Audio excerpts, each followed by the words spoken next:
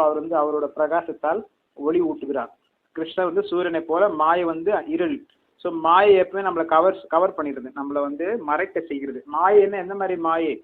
சொந்தக்காரங்க கூட மாயை தான். மனைவி, கணவன், அல்லது குழந்தைகள், சொத்து, அத்த கிரக க்ஷேத்திர சுத ஆப்த வித்தை ஜனச மோகோயம் அகம் மமேதி.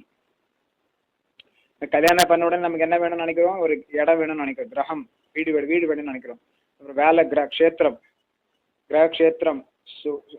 குழந்தைகள் வேணும்னு நினைக்கிறோம், நண்பர்கள் வேணும்னு நினைக்கிறோம், பணம் வேணும்னு நினைக்கிறோம். ஸோ அப்படியே நம்ம வாழ்க்கையை வந்து ஒரு மாயையில் நம்ம சிக்கி கொண்டிருக்கிறோம். குடும்பம், குழந்தைகள், மனைவி, சொந்தக்காரங்க, சொத்து, வண்டி, வாகனம், அப்படியே நம்மளோட வந்து அப்படியே போயிட்டு இருக்கும். லிஸ்ட் பெருசாக போயிட்டே இருக்கும்.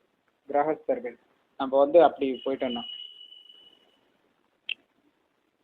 ஸோ மாயைன்றது இதுதான் மாயை.